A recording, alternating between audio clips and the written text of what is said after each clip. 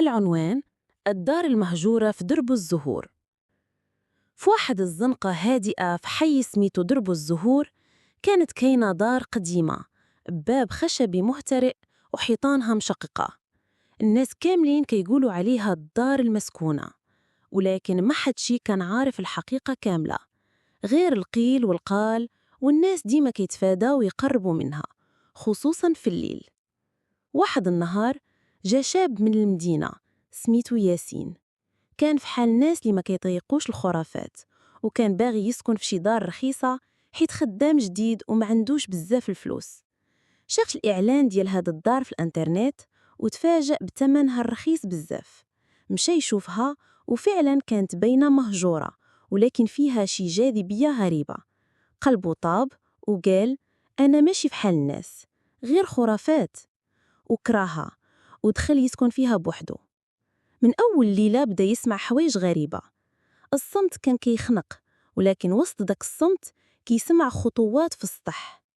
بلا ما نتهور، يمكن جلدان، قال في راسو. ولكن مع مرور الأيام الخطوات ولات كتقرب، ما بقاتش في السطح، ولات كتجي حتى الصالون، حتى الباب بيت النعاس. في واحد الليلة في منتصف الليل سمع طرق خفيف على الباب. قام مفزوع حيت هو بوحده في الدار، وأصلا الباب ديال الدار مسدود بمزلاج حديدي. سول: شكون؟ ما جاوب حد، غير صوت ديال أنين خفيف فحال شي حد كيتألم. فتح الباب وما لقى حتى شي حد، ولكن الريحة كريهة تزكم الأنف دخلت مع الريح. بدا ياسين كيحس راسو كيختنق، وشاف في المراية وجهه ولا شاحب، كأنه ما كينامش نهائيا. عينيه حمرين والهالات كتحيط بهم، وكل ليلة الكوابيس كترلع بنفس الصورة: دار مظلمة، صوت مرا كتصيح، وضل كيشد يديه. بدا يقلب في راسو على تفسير، حتى مشى عند واحد العرافة في سوق الأحد. منين شافته تقلب وجهها وقالت له: اش درتي؟ سكنت في دار الموتى؟ قال ليها مستغرب: شنو كتقولي؟ جاوباتو: الدار اللي سكنتي فيها كانت مسرح جريمة، واحد الراجل قتل مراته وبناته ودفنهم في القبو، ومن داك النهار الروح ديالهم ما عمرها تهنات. صدموا ياسين، ولكن قال في راسو: هذه خرافة أخرى، ماشي علم. رجع للدار، ولكن من داك النهار كل شي تبدل. الليالي ولات كلها صراخ، والنهار ما بقاش فيه النور. الدار كلها ولات بردة بحال ثلاجة. وفي ليلة خميس في 3 الصباح تفتحات بيبان الدار كاملين بوحدهم، وسمع الصوت: رجع لينا دارنا. هرب ياسين وعمره رجع، وحتى البوليس من بعد مشاو ولقاو آثار ديال دم قديم في القبو. داروا تحقيق وفعلا خرجوا العظام ديال 3 ديال الجثث مدفونة تحت البلاط. ومن داك النهار تسدات الدار نهائيا، ولكن الناس كيقولوا أنه الأصوات باقية كتسمع، خصوصا في ليالي الخميس. هذه هي الجزء الثاني من قصة الدار المهجورة بالدارجة المغربية، تكملة للجزء الأول اللي كانت فيه لالا زهراء مشات تسكن في دار قديمة في درب الزهور، وبدات كتسمع أصوات غريبة وكتعيش لحظات رعب. الدار المهجورة الجزء الثاني. منين فات داك النهار الأول لالا زهراء ما نعستش مزيان. في الليل كانت كتسمع خطا كيضربوا في الأرض وكأن شي حد كيدور في الصالة. شدت بطانيتها وغطات راسها، ولكن الصوت كان كيزداد وضوح حتى ولا قريب بزاف من باب بيتها. سمعت شي حد كيتهضر بصوت خافت: رجعي لدارك، هادي ماشي ديالك. لالا زهرة قامت وهي كتعرق، قلبها كيدق بحال الطبل. خرجت من البيت بشوية وعيونها كتفتش في الظلام، لكن ما لقات حد. رجعت تنعس، ولكن مع الفجر حتى طاحت صورة قديمة من الحيط. دقات القلب ديالها زادت، حيت في الصورة كانت شي عائلة قديمة وكل شي لابسين لباس من عهد الاستعمار. ولكن الغريب هو أن واحد فيهم كانت عنده نفس العيون اللي شافتهم في الحلم ديالها البارح. في نهار الثاني مشات تسول الجيران على تاريخ الدار. واحد العجوزة قالت ليها: هلا لا، هذيك الدار بقات مهجورة سنين، كانت ديال الكولونيل الفرنسي اللي تقتل فيها مراته وبنته، ومن داك النهار ما عمر شي حد صبر فيها أكثر من سيمانة. لالا زهرة صدمات، ولكن قررت تبقى وتعرف الحقيقة. بقات كتحفر في الماضي حتى لقات في القبو القديم جورنال مخبي مكتوب فيه: اللعنة تطارد كل من يسكن هذه الدار، لا مهرب من روح العائلة المظلومة. في ذاك اللحظة بدات الحيطان كيهزوه، والسقف طاح منه التراب، والبرد ولا كيقرص الجلد. الباب تسد بوحدو والضو طفى. لالا زهرة بقات وسط الظلام، والصوت بدا كيردد: قلنا عليك رجعي، وإلا غادي تبقاي معانا إلى الأبد. يتبع في الجزء الثالث. واش تبغي نكمل؟ الدار المهجورة. الجزء الثالث. قصة رعب بالدارجة المغربية. من بعد ما اكتشف سفيان السر ديال الدار المهجورة، وبالضبط الباب القديم اللي في القبو، قرر في ذاك النهار يرجع لدارهم ويسكت، ما قال حتى كلمة لصحابه. لكن داكشي ما خلاهش ينعس. الكوابيس ولات كتحاصرو كل ليلة، كيحلم بنفس الباب وبواحد الصوت كيعيط عليه من داخل: ارجع، راك ما كملتش. النهار الثالث مع الرابعة العشية غيرت الدنيا لونها. الغيوم كتتحرك بسرعة، والبرد دخل بلا سابق انذار.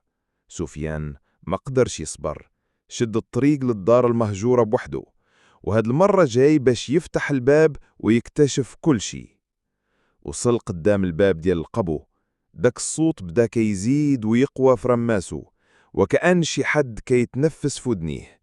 فتح الباب ولقى راسو في ممر طويل مظلم، ريحة الغبرة والطوبة القديمة كتخنق، والبرد كيقرص. كان كيمشي بشوية، وكل خطوة كتزيد الظلمة كثافة. سمع صوت خطوات قدامه، وقف.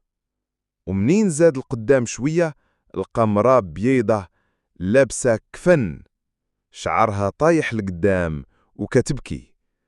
قال لها: شنو كديري هنا؟ شكون انتي؟ جاوبتو وبصوت مشروخ: رجعوا لي ولدي، فين دفنتوه؟ سفيان زاد فيه الخوف، وبدات الجدران كتحرك، والصوت ديال المرأة ولا صياح كتقول: فين دفنتوه؟ هرب سفيان كيجري. الطريج ولات مسدودة، وكل شي بدا كيطيح من السقف. وصل الباب القابو بالعافية، ومنين خرج لقى الدرب كامل مظلم، حتى الضو ديال النهار اختفى. وقف وراه سمع صوت المرأة مرة أخرى: ماشي انت الأول، وما غاديش تكون الأخير. يتبع. تبغيني نكمل لك الجزء الرابع، ولا نزيد نطول الجزء هذا بشي تفاصيل مرعبة أكثر؟ الدار المهجورة، الجزء الرابع بالدارجة المغربية. بسم الله، نكملوا القصة المخيفة ديال الدار المهجورة. منين خرجوا يوسف وحمزة من الدار، قلبهم باقي كيدق بحال الطبول، وجوههم صفرين بحال الورق. مشاو تا القهوة باش يردوا النفس شوية. جلسوا وكل واحد فيهم ساكت ما قادرش يهدر. يوسف كسر الصمت وقال: حمزة، واش شفت شنو شفت أنا؟ ولا غير أنا اللي كنت كنحلم؟ لا يوسف، حتى أنا شفت كل شي. شفت داك الظل كيطلع من الحيط، وشفت عينيه كتحمر في العتمة. داروا الليل كامل بلا نعاس، ومن الغد مشاو عند فقيه في الحومة سميتو سيدي الطيب، راجل كبير في العمر ومعروف بالرقية والعلوم الروحانية. الفقيه سمع القصة وسكت شوية، ومن بعد قال: ولدي يوسف، داك الدار عمرها ما كانت خالية، كانت مسكونة من عشرات السنين، واللي دخلتوه ماشي غير جني عادي، راه قرين ديال واحد مات مقتول تما، الروح مازال ما تهنات.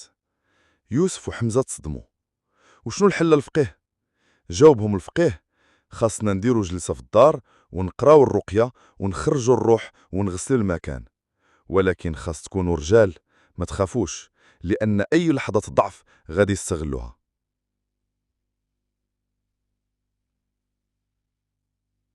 الليلة دخل الفقيه مع يوسف وحمزة، كل شي مظلم، غير الشمع واللبان والبخور.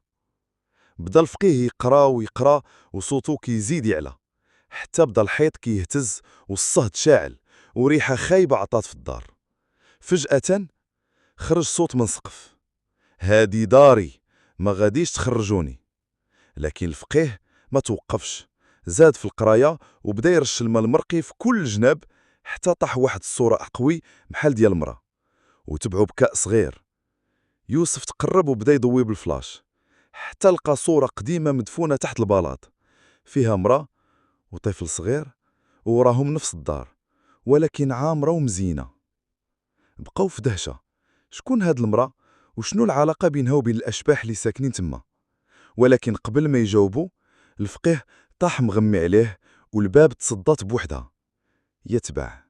واش بغيتي الجزء الخامس؟